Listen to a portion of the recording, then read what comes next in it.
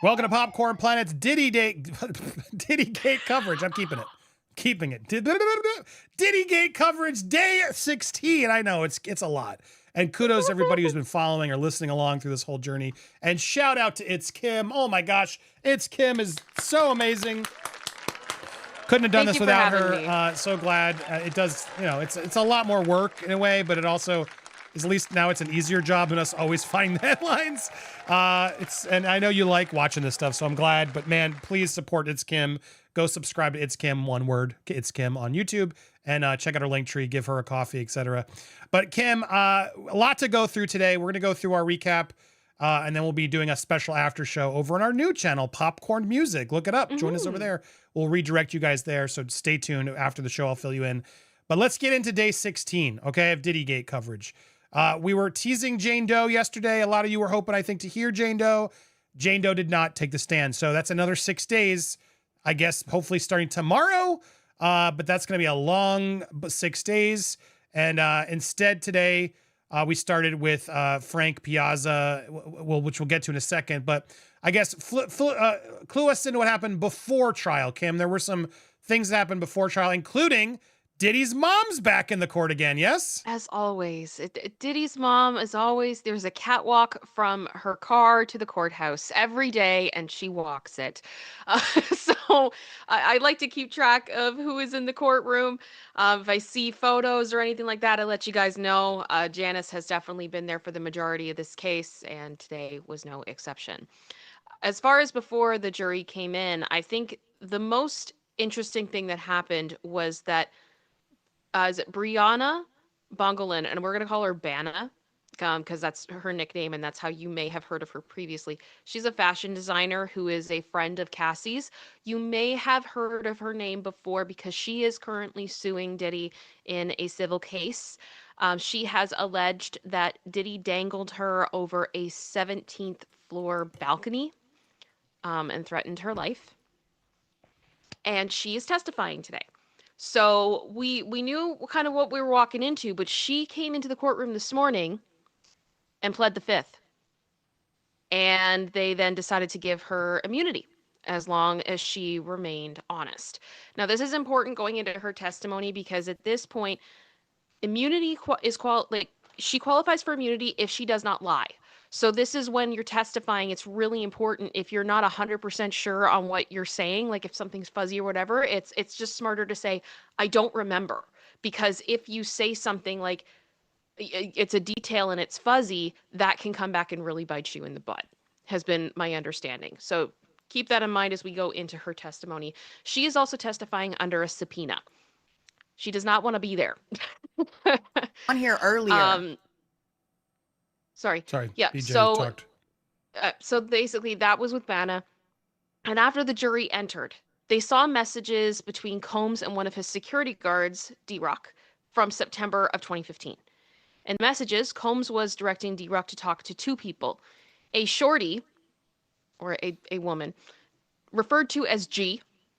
That's all we got. I wouldn't be surprised if that is Gina, but we have not received confirmation on that yet. And Cassie. Combs told D-Rock what to say. In one message, Combs told D-Rock to ask G if they're broken up. And Combs told D-Rock to act like Combs was serious and to inquire about what was happening. D-Rock then responded and reported that she said that Combs didn't want to talk to her anymore, but she still wanted to see him. And in other messages, Combs asked what Cassie was doing and told D-Rock to stay on top of her. So just showing these text messages going back and forth. So then we moved into the first witness, who was Frank, who is a forensic audio and video editor, and he took the stand. There was no pleading the fifth. There was none of that. He is an expert that has been brought in by the prosecution. One thing I thought was interesting was they did ask him about what his history was. He's been an expert in many, many, many, many cases, but he also does a lot of work for defense. So as much as he has been used, I believe, with prosecutors from the Southern District of New York before, he is not exclusive to them, and he has quite a portfolio and has been involved in a lot of different cases. Got it. So a lot to break down. So yes, this is so Frank Piazza, who I guess the video forensic editor is who first took the stand. Yes. And he's the one who analyzed the Intercontinental. And as well as those videos. Did he come up yesterday? No, he did not. Because I know the previous guy mentioned a bunch of people, but this was not. This is a forensic editor. Okay, so he wasn't at the hotel. He's someone who's analyzing it. Sorry, that's what I'm trying to understand. Got it. Yeah. So he gets paid $295 an hour. Wow, for his testimony. For his testimony. I mean, put that in, I believe Don Hughes was like 600. So, I mean, we're in the wrong jobs, Andy, for real. It's a lot. I know. Good gig. I mean, he's only was he there for probably only an hour or so. So probably actually not worth all the hassle. His primary task of this video expert appears to be authenticating that the footage has not been altered. He said he helped correct investigators' copy of a 2016 video that showed Sean Combs doing it to Cassie. Piazza said the video he worked on was a cell phone recording. Okay, so you were right. So that because that hero guy kept a cell phone recording that he sent to his wife, that's how we found this out. Wow, he really is the hero. Yep. That changed everything. Yep. And if he hadn't have done that, we would have never had a copy because those other jackholes took the money and deleted it. So I didn't realize. I always thought it was a clear, crisp thing. So I stand corrected. That was the hero's cell phone recording of the video. Wow. Go ahead. You were going to say something.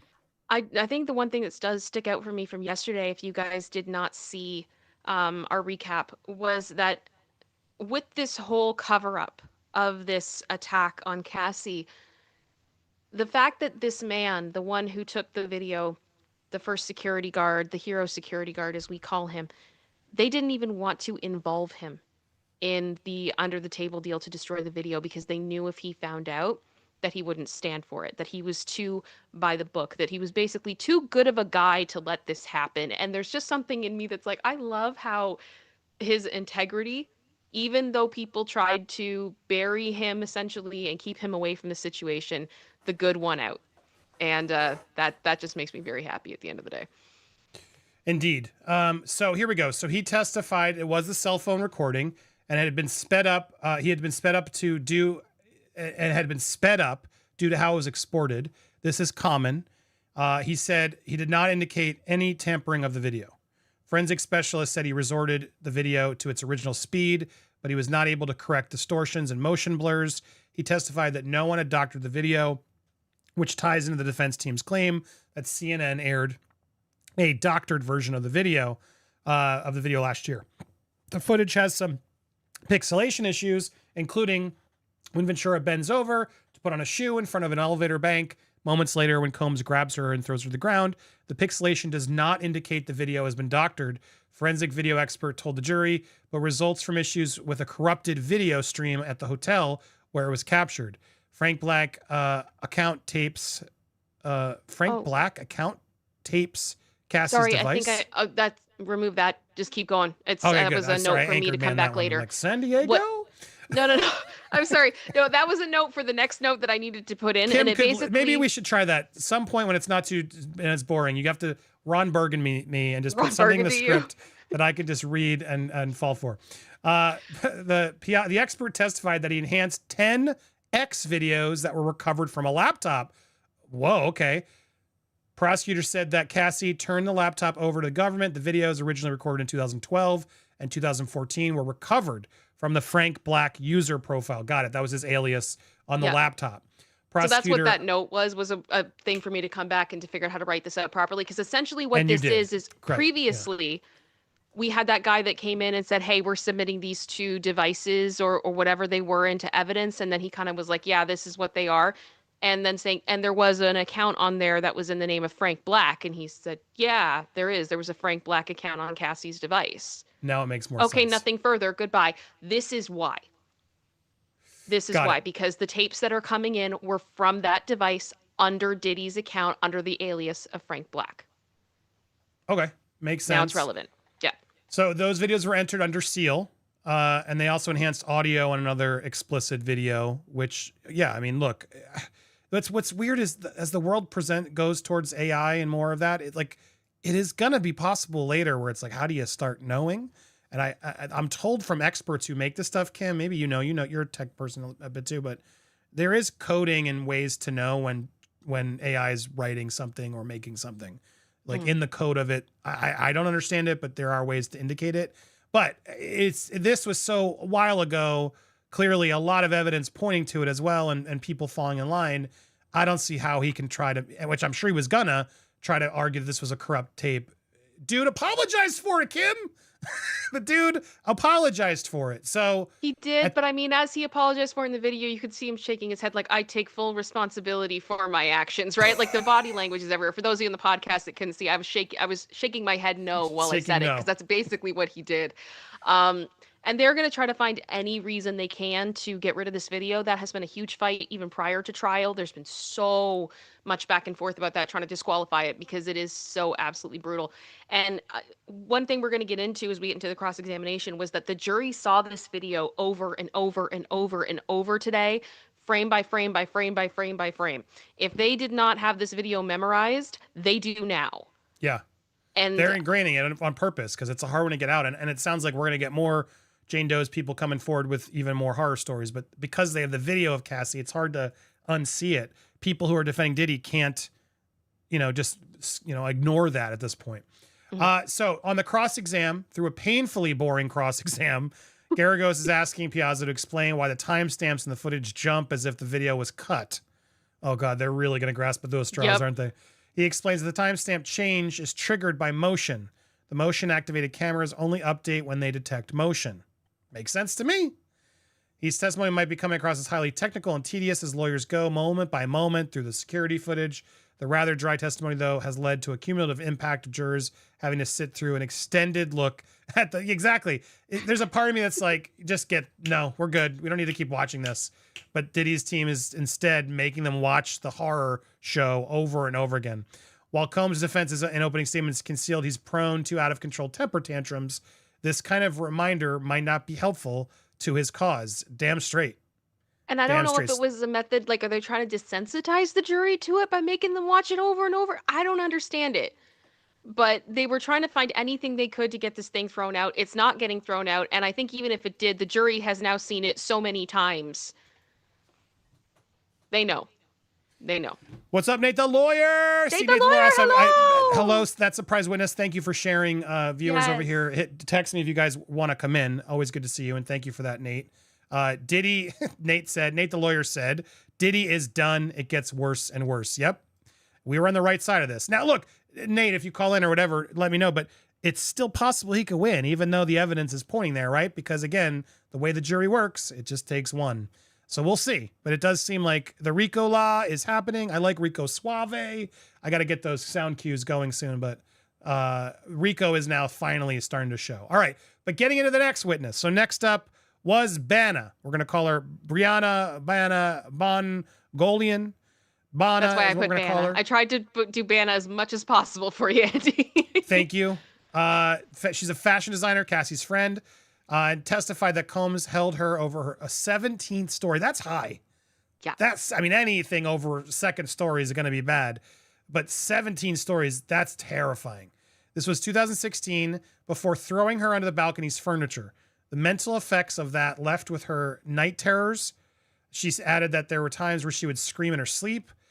Cassie mentioned the balcony incident without naming Bana and testified about the incident while on the stand last month to corroborate that. Yep.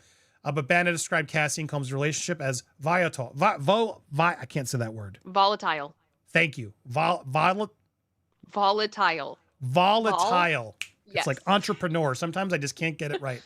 That's okay. I can't say She witnessed Cassie with a really black focusing. eye and heard arguments between the two over the phone, making her uneasy to initially meet Combs. In April 2016, Combs knew where Bana and Cassie had been shopping, despite neither Combs telling Combs their whereabouts. Bana told juries that Combs texted Cassie a list of places that the two had that day. Neither woman had told Combs where they were. After receiving the text, the two returned to Cassie's apartment. Bana testified she witnessed Combs throw a blade at Ventura during an outburst at her apartment. She didn't recall the exact year when this incident unfolded, but said it happened at night at Cassie's place in L.A. Cassie picked up the knife and hurled it back at Combs. Both their throws missed. One interaction Bana recalled while in the stand was a moment in which Combs allegedly told her something along the lines of, "I am the devil." Wait, I got this. I've been waiting for this one. I am the devil. and I can kill you. Okay. Finally broke out my devil voice. Yep. She told the court that she was terrified. Bana also testified that he had taken the white sniffy sniff at the time of the incident. Bana said she and Cassie often did substances together, primarily MJ, Coca-Cola, the K. Sorry, I got to speak in code if you're listening on audio. Hopefully you know what I'm talking about. It's on screen if you're not. Combs also gave these substances 3 or 4 times, she said, including, other words I can't say. Bana admitted she sold these substances to others, but not often. The witness has had a flat attack on the stand, speaking in a low, monotone voice, giving short answers.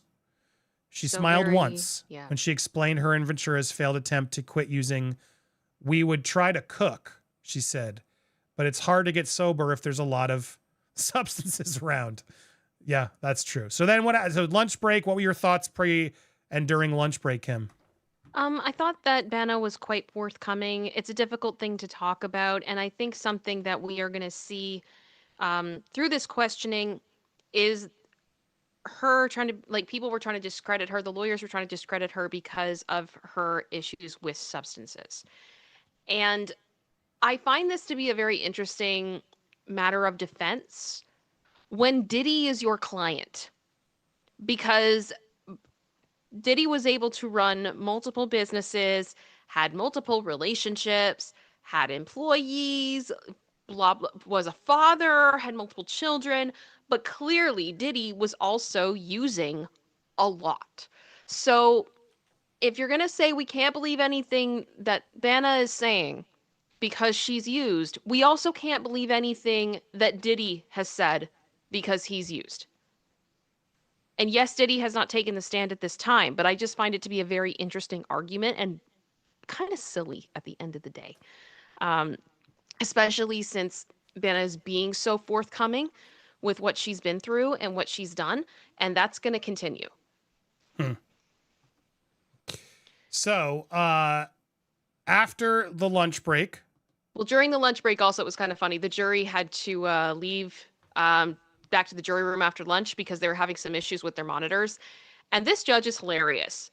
He judged that it was good to see the prosecution and the defense working together. And I'm just like, this guy's a bit of a joker at times too. I don't blame him. Especially after the morning. Parts of it were so dry. I get it. Is that lawful law?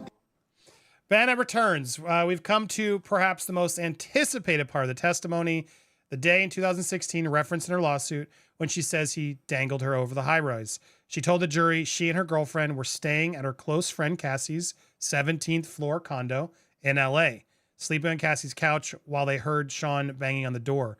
Bana jumped up and instructed her to hide in the bathroom, holding her fingers to her lips to indicate she should keep quiet. When asked why she hit her girlfriend, Bana responded, "I didn't want to expose her to the things that I see." She walked out to the 17th-story balcony and tried to act casual as Combs entered the unit. She said Combs grabbed her from behind anyway, lifted me up, then put me on the top of the rail. I was trying not to slip. Asked how long Combs held her over the railing, she recalled the words he yelled at her, "You know what the F you did," she said in a staccato voice, sounding each syllable out. If you repeat the words over and over, it was about 15 seconds. You know what the F you did. It's surprising he could actually just lift her up and hold her over a balcony that long. I figured he had some bodyguards doing it or something. So it was just him coming up. That's and so easy to drop. It's just nuts. Yeah. Cassie was in the nearby room and didn't witness this, the dangling, but she was nonetheless shocked by the incident. He threw me on the balcony furniture. It definitely hurt. Wasn't sure if she was injured, Bana told the jurors. Cassie was in the bedroom, but she came out. I heard her voice. Her tone was in disbelief. So it's not like the mafia, like dangling. They got her and dangled by her foot over. It sounds like he was pushing her up over the railing while she still had some inside the railing. Still scary, not trying to do, but I'm just trying to get a visual of what this was. And then he threw her into the furniture. And then had her like up on top of the railing, and then instead of throwing her, pushing her over the railing, threw her into the furniture. Okay. So it's definitely when I think of being dangled over a balcony, that's not exactly what I would call it, but scary nonetheless. Scary nonetheless. Day or two after the balcony incident, Bana said she received a FaceTime call from either Combs or someone in his team. She told the court she repeatedly stated she didn't want to have problems with Combs, but Combs didn't say much. She testified that Combs put his hand over his head while looking into the camera. After Combs allegedly dangled Bana over the balcony, she said she was left with lasting psychological impact. Bana testified that she had nightmares and used to scream in her sleep. I believe all this. She added that she dealt with feelings of paranoia, sometimes peeking her head out of her own home just to make sure the area was clear. The jury looked at graphic photos of Bana's injuries, bandages, and neck brace, a baseball-sized bruise with a puncture wound in the middle. Bana said that she called one of her managers after the attack who suggested if she was scared, she should go to a chiropractor, which she did. The chiropractor asked what happened. She didn't tell them. She paid her bill and took the neck brace. The last time Bana was with Combs and Ventura was around the new year in 2018 after they went into a hotel in Miami and did K for 8 hours. Bana told jurors she left there desiring to get sober, even tattooing the date on her neck as a commitment to stop using substances. After making the decision, her relationship with Cassie became sporadic. Bana hired a lawyer, Tyrone Blackburn. We've reported on his lawsuits. Blackburn made a monetary demand to Combs regarding the balcony incident. Bana testified that she fired Blackburn when she realized he had included incorrect information in the monetary demand paperwork. Yikes. Yeah. This is important. Remember that. That's not good. It's not good. I don't want to say that, keep saying that, but yeah, he and Busby both have been like, I'm like, guys.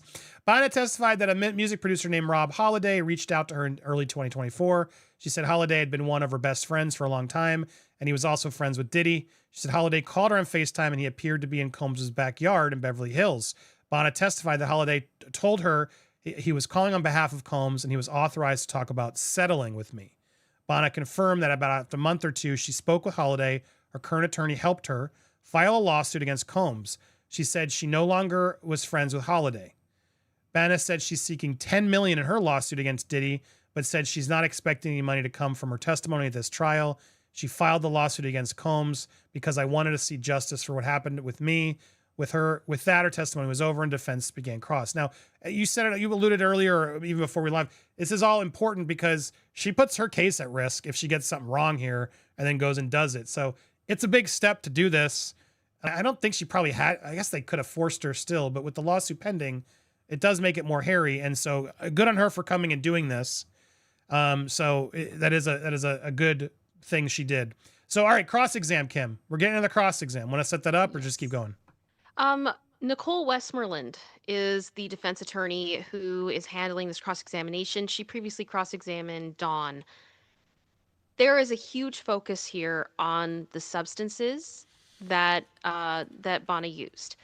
And as we've gone through this, she's been very open that this is what she was doing. And honestly, I do find this to be rather silly. And it kind of actually is a bit reminiscent to me of when we were watching the Depp v. Heard trial, and there was all this back and forth about substances and drinking, when it's like they were both doing it, right? Like it was ridiculous to have Amber be criticizing Johnny for any usage when they literally had dinner and rugs written on the program for their wedding. And she wanted to have the cuddle puddle.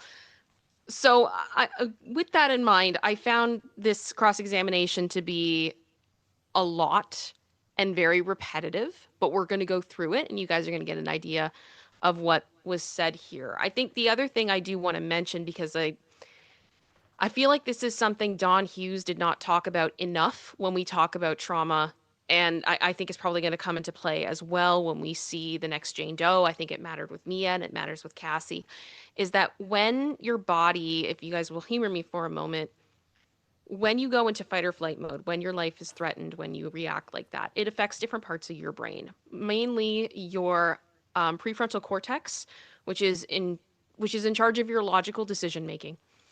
Your amygdala, which is it's almost like your fight or flight center that activates and you go into survival mode. And then you also have your hippocampus, which is a part of what regulates your ability to be able to remember things. So when I say that when you go through something traumatic, sometimes parts of it are fuzzy, That's why, because it is literally a brain response of what is happening.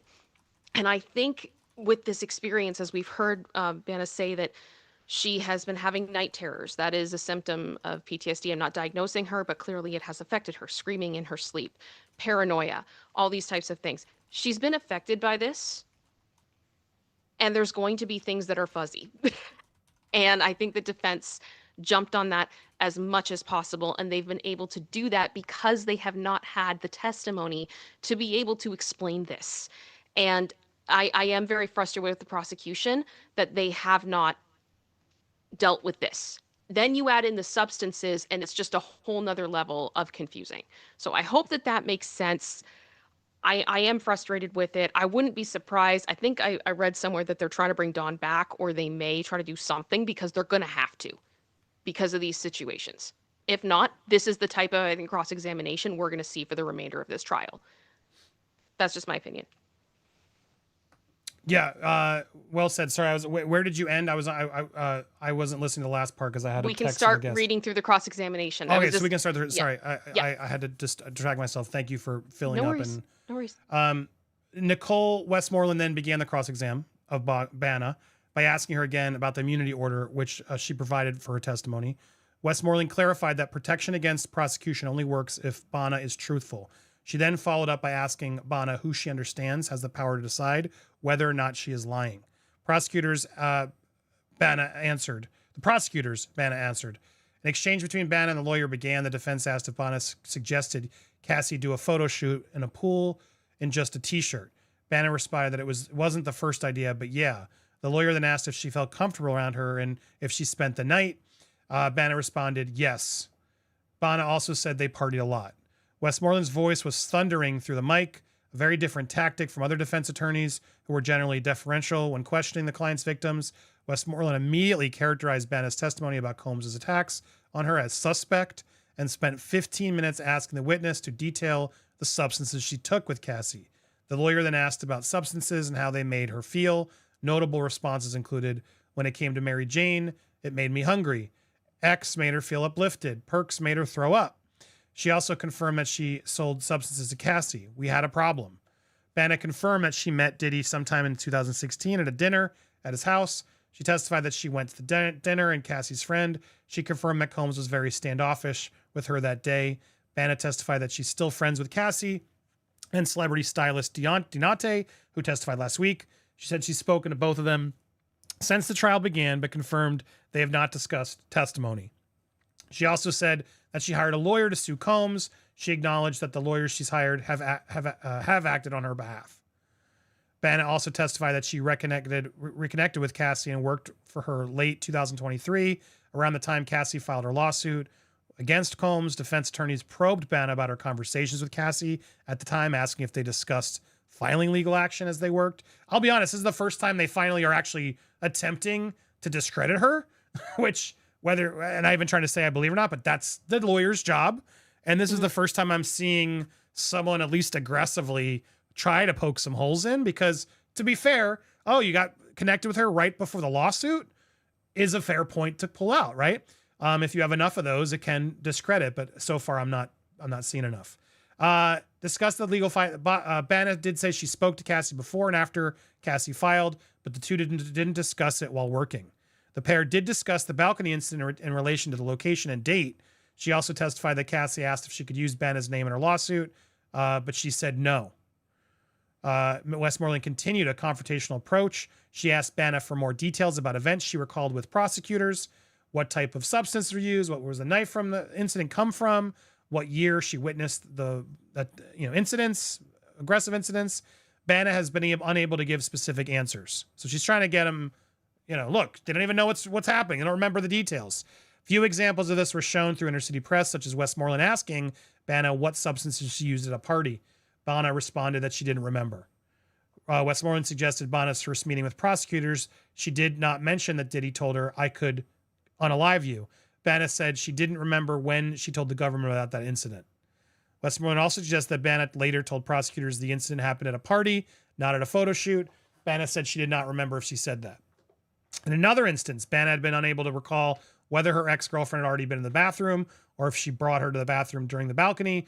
The defense attorney said the first demand letter from Bana's attorney alleged that Combs said he could unalive her while she was hanging over the balcony. Bana testified that those were not her words and that the two incidents did not happen at the same time.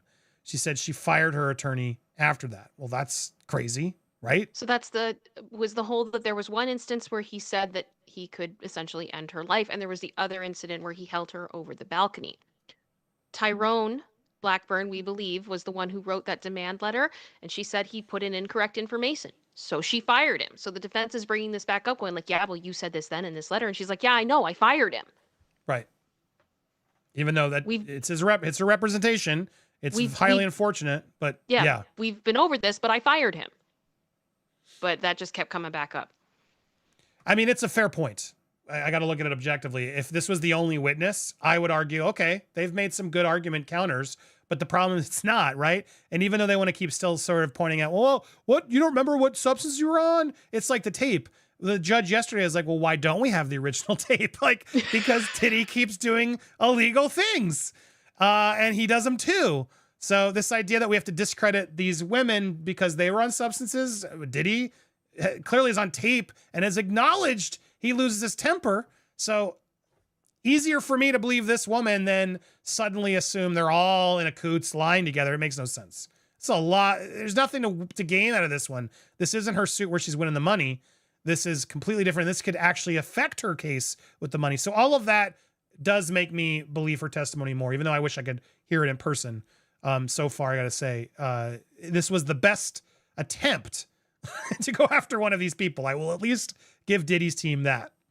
Bana, who used substances heavily during this time, has said repeatedly that she doesn't remember some of the key details, including her allegation earlier today that Sean threw a knife at Ventura in a separate incident. The defense hasn't offered anything directly contradicting Bana's testimony, but appears to be exploiting these gaps to paint a picture of a dishonest witness. What do you guys think so far? I want to hear your thoughts in the comments. At one point, the defense asked Bana if she had ever taken Coca-Cola or X, like in Twitter. We can call that Twitter now, I guess, Kim. Well, it was, yeah. So Coca-Cola, Twitter, and G to the H to the B. But did she take it all the night of the balcony incident? And she responded, that's a lot of substances. And the defense was like, well, didn't you take them all? And she was like, not all in one night. Yeah, I was going to say, I hope if she did, I'd have trouble believing her story, Kim. If she took all three of those at once, it's a fair question. She would be completely out of it. Gone. So interesting, but she said not all that night. She's taken them in her lifetime, but not in all that same period. The judge stopped the defense asking, how much more of this do you have? How much more can I have? And laughed. My God. The judge responded, I asked you how long. Quite a bit more. The judge dismissed the jury. So he's still got a lot to do with this witness that he's already badgered. They have already badgered so much. And so Westmoreland says there's another 45 minutes of cross left for Bana. And then this was the stuff that was going on as we started the live stream today because of how late everything went. So Intercity Press's coverage, if it will load for you, because again, X has been an absolute freaking nightmare. It's awful. Wow. Yeah, it's been bad. It's been bad. What a surprise that X sucks. Basically, Shapiro brought up that there has been a chilling effect on the mainstream press since what's happened with Mia, has been my understanding. And it's because there have been limitations to what the press can write as far as Mia, because we're trying not to identify her. And they're trying to come up with how they're going to handle this next witness, because Mia has unfortunately been exposed. There's definitely stuff going on right now with that, where the court is mad that this has happened, which is why we're not saying her name. But they're trying to figure out how that's all going to work. The judge saying, I don't think people in the courtroom and the other courtrooms were trying to violate the order, nor do I think they were chilled. I disagree that there has been no chilling effect, at least with respect to the mainstream press. I think we'll be reading the order. So what does this mean? It means that basically they need to write something on the docket. I think the judge will take a look at it and then make a decision as far as how they're going to handle it, because Shapiro has concerns.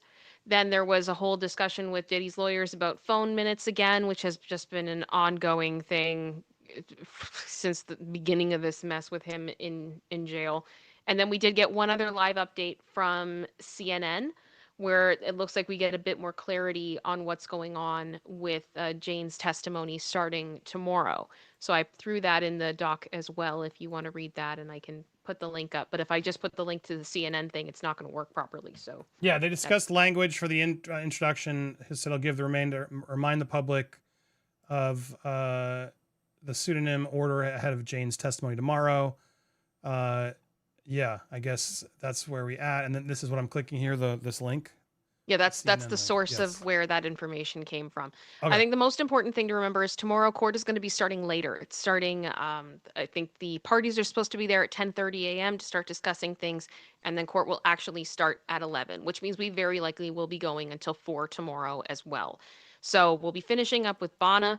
I believe there is also another witness who will be coming in, and then they will be bringing the victim 2, Jane Doe 2, in to start. And it is estimated that she will take 6 days. Wow. On the stand. Wow. Yeah. Well, on that note, there's a lot more to talk about, and we're going to actually do it over on our new channel. What? What's that mean? Popcorn Music is where the replay, the after show is happening. Hope to see you guys there. Let's christen the channel with a live stream. See you there in a second. Bye, everybody. Hit the subscribe if you haven't already to this channel. It's Kim, Popcorn Music, and leave a review if you're listening on a streaming platform.